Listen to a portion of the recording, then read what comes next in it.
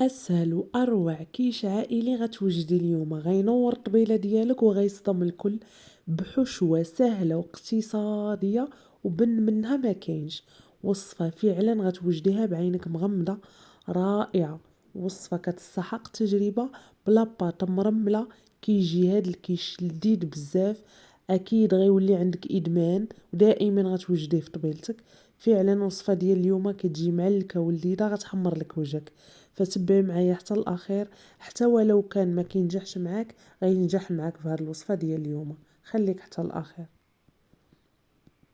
بالنسبه للمكونات غنحتاجو زلافه ديال الدقيق لا اكثر، معلقه كبيره ديال السكر سنيده، ومعلقه صغيره ديال الملحه، 4 المعالق ديال الزبده اللي كتكون بارده ونوعيه جيده، كنأكد على انها نوعيه جيده، بيضه كامله، ومعلقه ديال الماء، راس معلقه ديال خميره الحلويات، معلقه ديال المطارد انا ما عنديش فعوضته بالجيريان.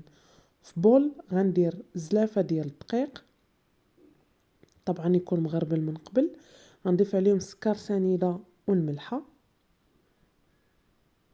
معلقه ديال صوص الجيريان او صوص ديال المطارد، راس معلقه ديال خميره الحلويات، و4 المعالق ديال الزبده اللي كتكون نوعيه جيده وكتكون طبعا بارده.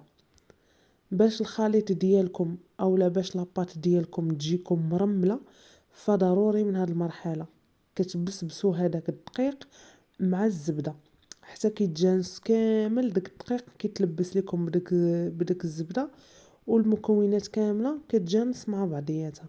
ضروري من هاد المرحله باش ما تجيكمش ديك لاباط بحال صابلي، حيت الا خدمتو الزبده دوبتوها في يديكم بزاف كتجيكم بحال صابلي.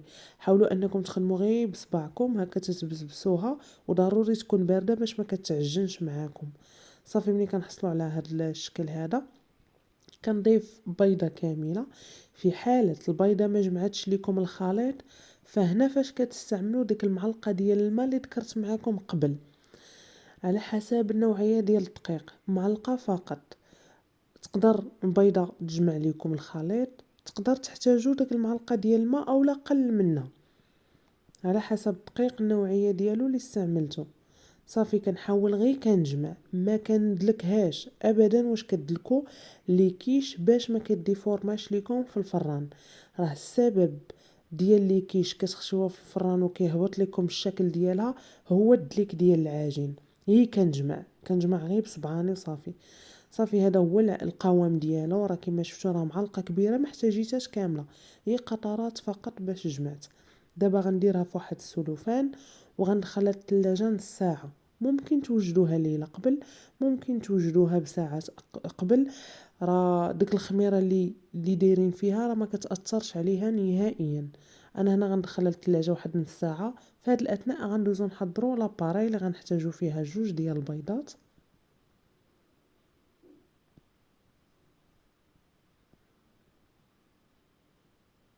يكون الحجم ديالهم متوسط اولا كبار، وكاس ديال الكريمه. انا هنا استعملت صغيره ديال 10 دراهم اللي ممكن تعويضوها بياغورت مسوس، كيبقى لكم نتوما الاختيار اللي متواجد عندكم، اما ياغورت مسوس اولا الكريمه. واحد المعلقه كبيره مملوءه ديال النشا،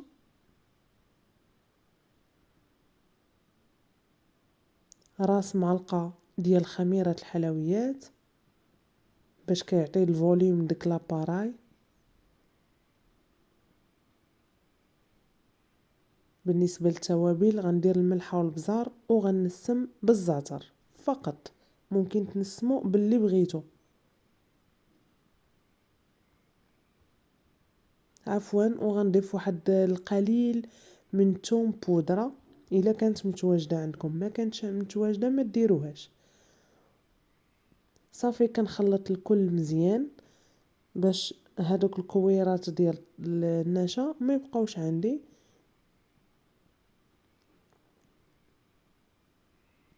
كنغطيه بسلوفان وكنخليه على جنب.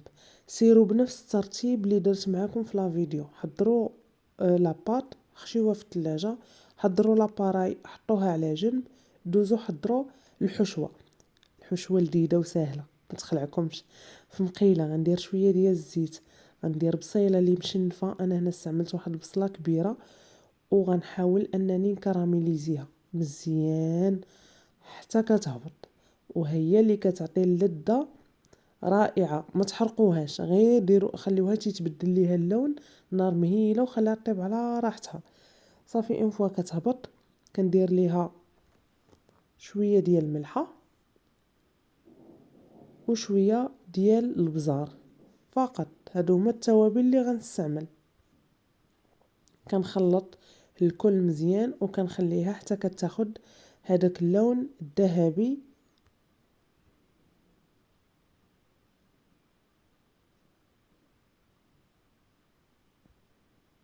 بالنسبه للعجين غنحاول انني نطلقه في واحد الورق ديال الفرن، السمك يكون متوسط، ماشي رقيقه وماشي غليظه بزاف. من الاحسن تلقوه في بلاستيكه اولا ورق ديال الفرن باش هكا ما تستعملوش الدقيق. صافي بالنسبه للمول دهنته بواحد شويه ديال الزبده وديال الدقيق، وغنحاول نيطالي هذاك العجين على المول كامل. الا كان عندكم المول صغر من هذا غيكون احسن، انا عندي كبير صراحه، ولكن الحشوه والعجين راه جات فيه.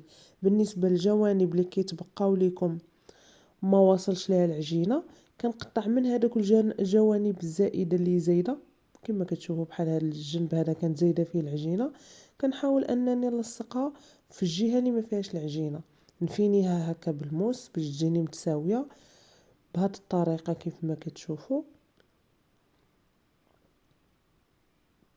ومن بعد كنتقبها ضروري، كنتقبوها غير من التحت، ما كنتقبوش الجوانب، كنتقبوها غير من التحت بفرشيط باش هكا ما كتنتفخش معانا. في هاد الاثناء كندخلها للفريغو. صافي ما عندها ما دير فوق البوطاجي كندخلها للفريغو، بما بردات هذيك البصيله كنخرجها وكنعمرها. كنشد هذيك البصله كنديرها هي اللي لتحت من فوق لاباط، ومن بعد كنزيد عليها الطون. راكم عارفين الحشوات اللي كيكون فيهم الطون كيفاش كيجيو لذاذ. انا احسن حشوه عندي هي ديال الطون، ما كيعجبونيش الحشوات بزاف ديال الكفته والدجاج، اكثر هي ديال الطون كيجيو لذاذ بزاف. غنضيف عليها الزيتون مقطع، واحد الجهه ما غنديرش فيها الزيتون على قبل بنتي ما كتبغيش. صافي ممكن تقطعوه شويه رقيق الا ما بغيتوش يجيكم باين. مباشره غنخوي هذيك لاباراي.